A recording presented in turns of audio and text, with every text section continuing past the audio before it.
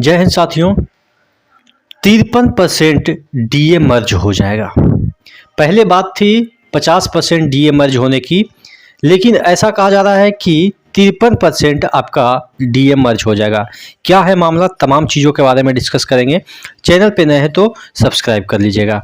देखिएगा, एक न्यूज आई है आज तक पे, यहाँ पे देखिएगा जो न्यूज है उसमें ये कह रहा है 7वें पे कमीशन क्या बेसिक सैलरी में मर्ज हो जाएगा 53% डीए। आया ये बड़ा अपडेट है। देखिएगा, लिखा हुआ है केंद्रीय कर्मचारियों का डीए 3% की इजाफा के साथ 53% हो चुका है, और इसमें बढ़ोतरी के ऐलान के बाद ये भी चर्चाएं तेज हो गई है कि क्या डीए को बेसिक में मर्ज कर दिया जाएगा। अब चूंकि हमें ये पता है कि जब 7वां पे कमीशन आया था तो उस समय ये प्रोविजन था कि जो आपका डीए 50% होगा तो उसको बेसिक में मर्ज कर दिया जाएगा। फिलहाल अभी तक जो डीए है उसको मर्ज नहीं किया गया है, तो ऐसा कहा जा रहा है कि मर्ज जब किया जाएगा तो हो सकता है 53% को कर दिया जाए। तो यहाँ पे वही चीज़ें दे रखी है। केंद्र की नरेंद्र मोदी सरकार ने बीते दिनों केंद्रीय कर्मचारियों की महंगाई भत्ते में बढ़ोतरी के ऐलान किया था। इसमें 3% का जो है वो बढ़ोतरी हुई थी। इसके बाद इसमें मिलने वाले महंगाई भत्ता 50% से बढ़ के 53% हो गया था। इसी बीच ऐसे चर्चाएं भी तेज हो गई है कि क्या जनवरी 2025 में महंगाई भत्ते में संशोधन से पहले इस बढ़े डीए को कर्मचारियों की बेसिक सैलरी में मर्ज कर दिया जाएगा। यानी कि जो 53% है वो आपके बेसिक में मर्ज कर दिया जाता है। आगे आइए जानते हैं इस मामले में क्या ताज़ा अपडेट है। यहाँ पे देखिएगा जो अपडेट है, डीए मर्ज करने की चर्चाएं तेज।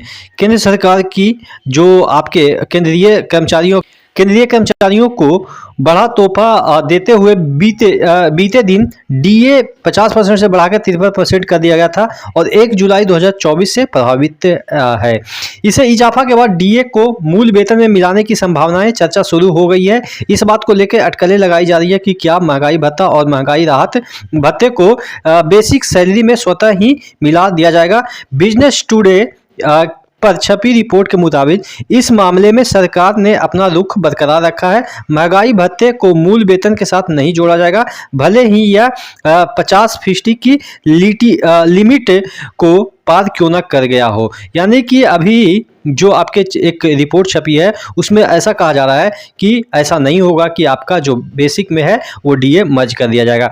एक सीनियर ऑफिशियल जो एक अधिकारी हैं, एक सीनियर ऑफिशियल के हवाले से रिपोर्ट में कहा गया है कि 5वें वेतन आयोग के दौरान 50% से ज़्यादा होने पे महंगाई भत्ते मूल वेतन में मर्ज की सिफारिश की गई थी, लेकिन इसके बाद इस मुद्दे को शामिल नहीं किया गया था। यानी कि 5वें वेतन में भी, वेतन आयोग में भी ऐसा था और उसमें भी मर्ज नहीं किया गया था। उसके बाद यहाँ पे देखिएगा रिपोर्ट के यहाँ पे रिपोर्ट में कई एक्सपर्ट के हवाले से भी डीए को बेसिक सैलरी में मिलाने की संभावनाओं से इनकार किया गया है। यानी कि रिपोर्ट भी ऐसा आ रहा है कि बेसिक सैलरी में ये जो डीए है वो मर्ज नहीं होगा। तो अगर मर्ज नहीं होता है तो ऑब्वियस है कि आपको जो है वो कम से कम तो पे कमीशन गठन होगा और उसके अकॉर्डिंग नया आपका बेसिक निर्धारित होना चाहिए।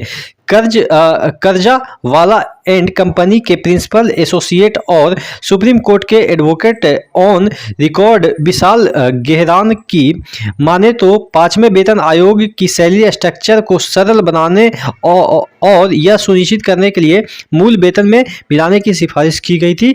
इसे अनिश्चित काल तक डीए हाइक से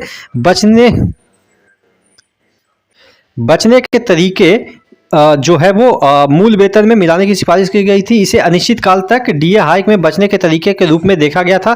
हालांकि 6वें और 7वें केंद्रीय वेतन आयोग में इसे शामिल नहीं किया गया था। यानी कि ये जो बेसिक में मर्ज करने की बात है वो 5वें ही कमीशन में कही गई थी, लेकिन उस समय भी नहीं हुआ था। अन्य एक्सपर्ट की माने तो इंडेस लॉ की पार्टनर देवजानी एच ने इस तरह की चर्चाओं को अटकलें बताते हुए कहा है कि बढ़ा हुआ डीए केंद्र सरकार के कर्मचारियों के मूल वेतन में शामिल नहीं किया जाएगा। Luther and Luther law office India के पार्टनर संजीव कुमार ने कहा है कि 7वें वेतन आयोग की रिपोर्ट में इससे किसी उपाय की सिफारिश नहीं की गई थी। अब ये कह रहे हैं कि ऐसा सिफारिश नहीं की गई थी कि आपका जो डीए है वो मर्ज होगा। अब कब बढ़ेगा केंद्रीय कर्मचारियों का डीए, तो ये बता रहे हैं कि आपके जो है वो जनवरी में बढ़ेगा। तो फिलहाल तो ऐसा देखने को नहीं मिल रहा है। अगर बढ़ती ये जो आपका मर्ज होती है तो अब तक कुछ ना कुछ घोषणा हो गई होती। तो इसका निष्कर्ष यही निकलता है कि आपका डीए मर्ज नहीं होगा तो आपका जो है वो 8वां पे कमीशन हर हाल में लागू होगा। देखिए, कोई ना कोई तो एक चीज़ देना ही पड़ेगा। आप ऐसे नहीं कर सकते कि 10-10 साल के बाद, जो कि 2026 में कुछ ना कुछ लागू होनी है 8वां पे कमीशन, तो आप 10 साल तक एक ही पे ग्रेड पे, एक ही स्ट्रक्चर पे, सैलरी पे जो वो है ज़िंदगी कोई कर्मचारी नहीं काट सकता है। हर 10 साल के बाद परिस्थितियाँ चेंज हो जाती है, लोगों का लिविंग स्टैंडर्ड चेंज हो जाता है, लोगों की नेसेसिटी चेंज हो जाती है। पहले मोबाइल का कोई ऐसा यूज नहीं था, आजकल अब फ्लैट का ज़माना आ गया।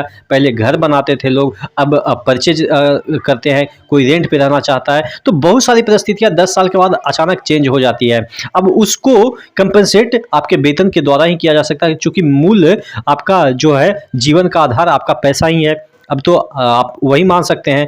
तो वो चीज़ें पुरानी ढर्रे पे कैसे चल सकती है। तो इसलिए हर 10 साल के बाद जो है वो आपके सैलरी में कुछ ना कुछ बदलाव होते हैं उस कंडीशन के अकॉर्डिंग, और आशा करते हैं जो कंडीशन अभी पैदा हुए हैं उसके अकॉर्डिंग कुछ ना कुछ बदलाव होंगे और 8वां पे कमीशन जरूर लागू होगा। आप क्या सोचते हैं नीचे कमेंट बॉक्स में कमेंट करके जरूर बताइएगा। नेक्स्ट वीडियो मिलते हैं, तब तक के लिए जय हिंद।